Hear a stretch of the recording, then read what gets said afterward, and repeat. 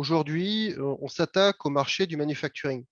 C'est un marché à plusieurs milliers de milliards. Je crois que une verticale défense et aérospatiale, c'est 1600 milliards. L'automobile, c'est 1300 milliards. Les dispositifs médicaux, c'est 510, 520 ou 560 milliards. Ça dépend après de qui a fait l'analyse. Mais on est sur ce marché-là. Il y a 5 à 10 des pièces qui sont convertibles en fabrication additive. 5 à 10 de cet immense marché. Pourquoi je fais ce parallèle de 5 à 10? Parce qu'en fait, je fais vraiment le même prisme qu'on a au sein des armées. Généralement, l'innovation, c'est très souvent la défense, ensuite le médical, et après, ça arrive dans le civil.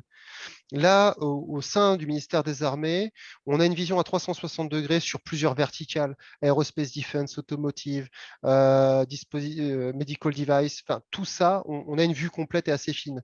Industrie lourde également. 5 à 10%, allez, faisons 10 pour calculer vite et bien. C'est-à-dire qu'on a 440 milliards, ça c'est le marché général, atteignable par la fabrication additive. Aujourd'hui, le marché à date de la fabrication additive, c'est 53 milliards. Non, pardon, j'ai une ânerie. C'est 25 milliards d'euros. 25 milliards d'euros, excusez-moi. Ça, c'est le marché à date de la fabrication additive. C'est perspective Gartner ou Forrester sur 2025. C'est un marché qui est en croissance de 30% par an. Donc, en fait, voilà, on a imaginé une poche de 440 milliards qu'on peut atteindre avec la fabrication additive. Et ça, c'est la valeur des marchandises qui vont passer dans notre outil. Avec MainChain, on a un business model qui est relativement simple. On a un abonnement d'une part et on a un pourcentage ad valorem. Moi, un marché comme ça, je prends 1%. Admettons, je prends 1% ad valorem. Ça, c'est le business qu'on peut générer.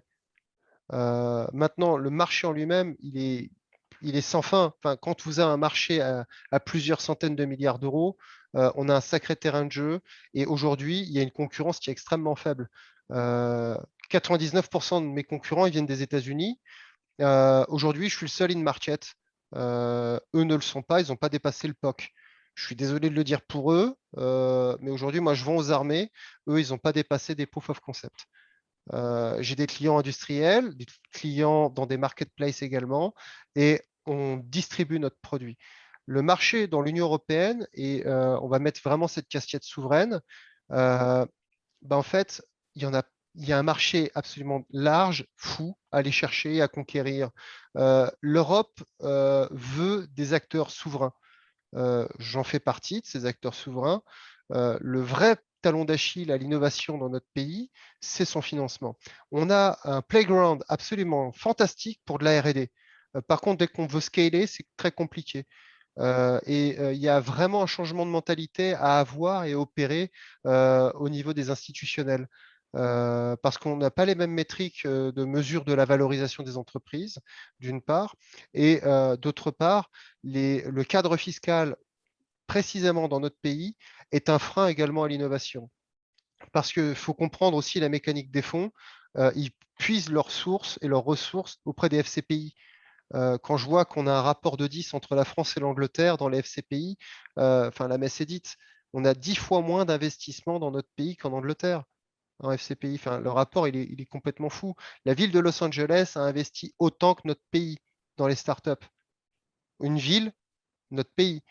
Et Israël est vraiment au-dessus en termes d'investissement. Donc, vraiment, il est urgent que nos décideurs se saisissent du sujet et donnent de vrais outils aux entrepreneurs pour pouvoir justement scaler. On est jeune entreprise innovante, on a de la R&D quasiment gratuite. On a vraiment de la R&D presque gratuite dans notre pays. C'est un paradis fiscal là-dessus. En revanche, dès qu'il s'agit de passer à l'échelle, en fait, 8 fois sur 10, les boîtes se font racheter ou s'expatrient. C'est dommage. C'est dommage parce qu'on a de vrais talents dans notre pays et en Europe. Et l'enjeu européen de la souveraineté, il est clé.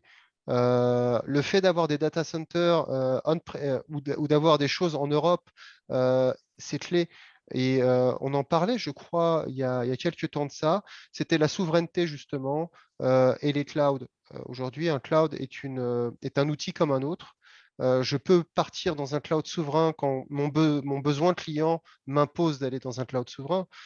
Mais aujourd'hui, c'est bonnet blanc et blanc bonnet, qu'on soit dans un cloud qui soit hébergé à Stuttgart en France ou n'importe où, ça revient au même. Du moment que la donnée elle est hébergée sur le sol français, c'est le plus important, ou sur le territoire européen.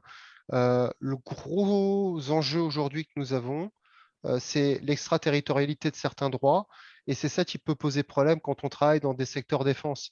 Mais le secteur défense, c'est un pouillème aujourd'hui du marché général qui peut être atteint.